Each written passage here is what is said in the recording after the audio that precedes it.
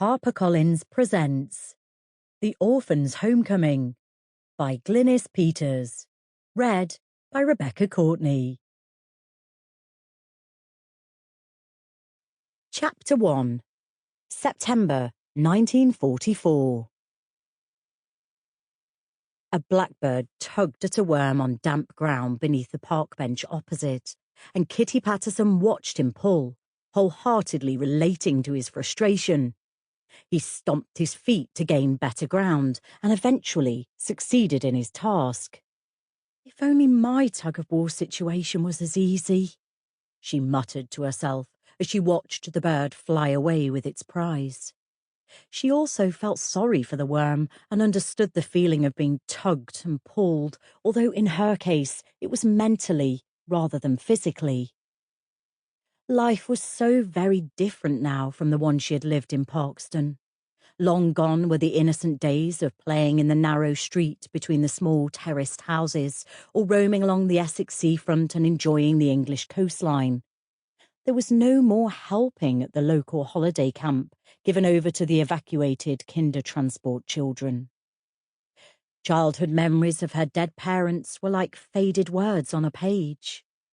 Even the loving arms of her aunt no longer wrapped themselves around her, and Kitty reflected upon the many dramatic changes every man, woman, and child were faced with the day war between Great Britain and Germany was announced that September in 1939. A year later, in September 1940, her life had suddenly become a series of never-ending challenges when she decided to answer the government's call for young women to help with the war effort. Her aunt and uncle had bravely let her go to do her bit for the greater good. The loving couple, who had brought her up and doted on her from the age of 4 following the death of her parents and sibling in a boating accident, let her leave the safety of their home even after having already suffered the pain of losing their son in a battle against the enemy. Kitty's innocent observations of life changed dramatically when she moved to train as a Red Cross nurse in Birmingham and met 3 young women who would become important influences: Joanne Norfolk, Trixie Dunn, and Annabel Farnsworth.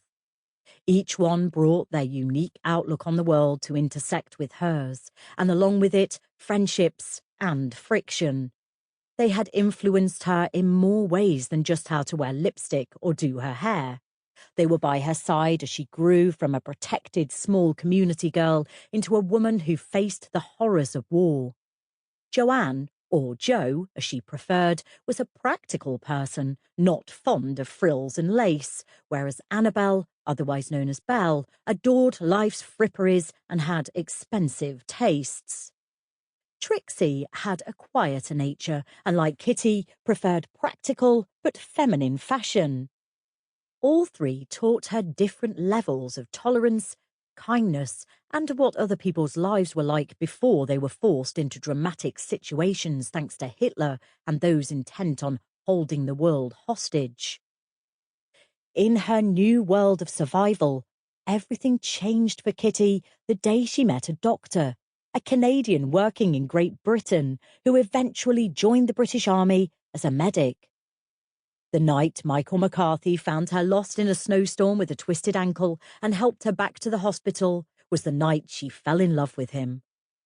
At times, their relationship had the dips and dives of the waves at sea, some days stormy and others calm and soothing.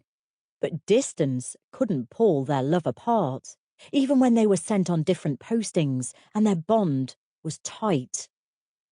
That was until her dreams of becoming Mrs. McCarthy, wife of Dr. Michael McCarthy, were dashed.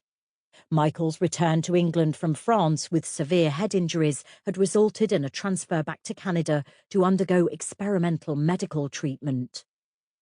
She missed his soft accent, his wide smile and reassuring ways. She missed his lips upon hers and the way he held her tight. Kitty held on to his image through a photograph, but longed with an aching heart to hear his voice once again, for him to tell her he loved her, for them to have an opportunity to sit and talk about what life could be like after the war. Marriage, Sample complete. Ready to continue?